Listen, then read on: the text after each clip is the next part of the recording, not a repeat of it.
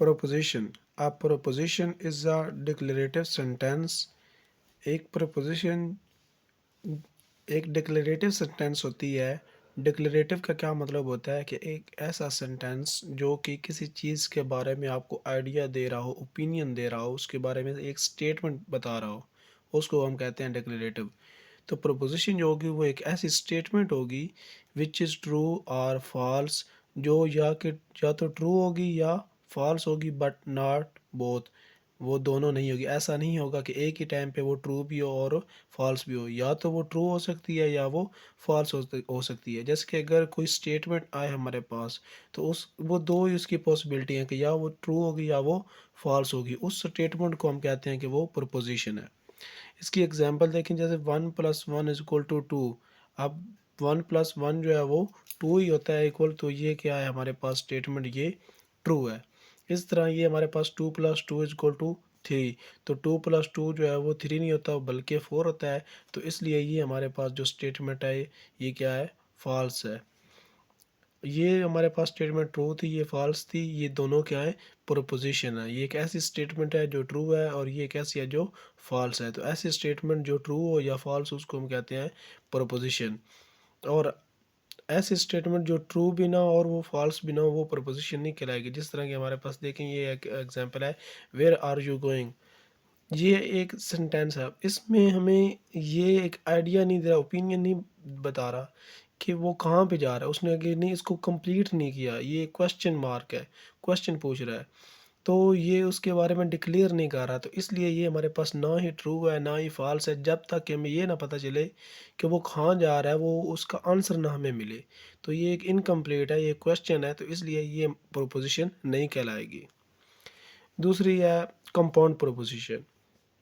A proposition which is composed of subpropositions and various connectives is called composed proposition।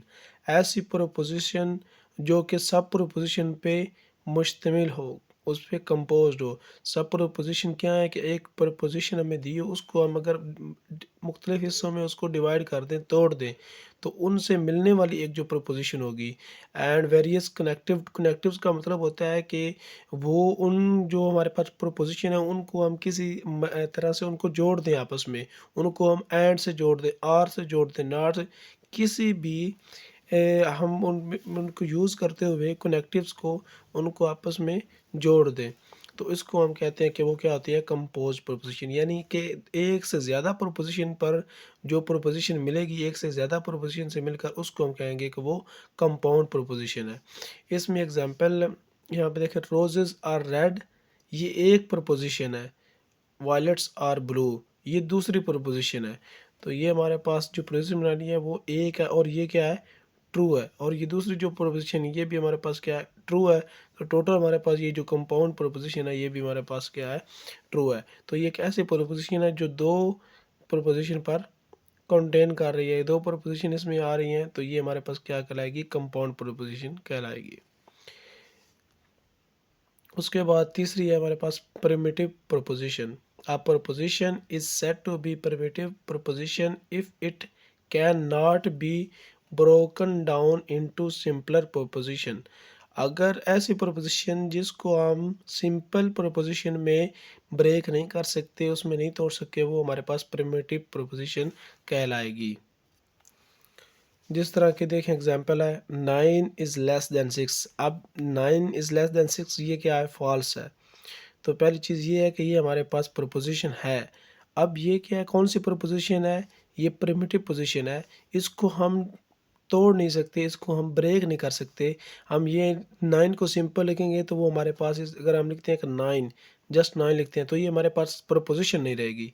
ये एक just number है, ये हमें कुछ स्टेटमेंट नहीं दे रहा। इस तरह अगर इस तरह लेस लिख दें तो तब भी हमारे पास ये प्रोपोजिशन नहीं होगी। जब हम यहाँ पे कोई नंबर लिखेंगे कि ये किससे लेस है, फिर ये हमारे पास पोजीशन बनेगी। जिस तरह के यहाँ पे क्या है, 6 लिखा हुआ है, तो ये हमारे पास वैसे फॉल्स है। लेकिन ये ऐसी प्रोपोजिशन जिसको हम तोड़ नहीं सकते, ब्रेक नहीं कर सकते, तो ये क्या है, प्रिमिटिव है। इस तरह ये एक और भी है कि x is equal to is the solution of x square is equal to 4।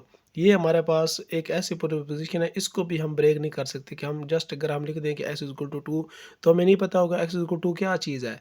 ये क्या होगा, किसी चीज़ का सॉल्यूशन है, किस चीज़ की वैल्यू हमारे पास x है। तो इसलिए इसके लिए हमें चाहिए होगा, एक इक्वेशन चाहिए होगी जिसको ये बताएगी कि ये इसका क्या है, सॉल्यूशन है। तो तब हमारे पास ये स्टेटमेंट कंप्लीट होगी, तब ये हमें एक आइडिया देगी, कंप्लीट मीनिंग देगी। तो इसलिए ये भी क्या है, प्रिमिटिव है, इसको भी हम तोड़ नहीं सकते।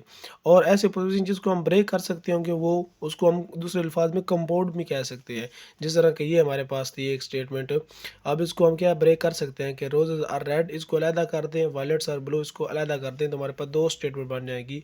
और तब ये, यानी हम ये भी कह सकते हैं कि कंपाउंड स्टेट प्रोपोज़िशन एक ऐसी स्टेटमेंट होती है जिसको हम ब्रेक कर सकते हैं, और जो प्रिमिटिव होती है वो एक ऐसी होती है जिसको हम ब्रेक नहीं कर सकते।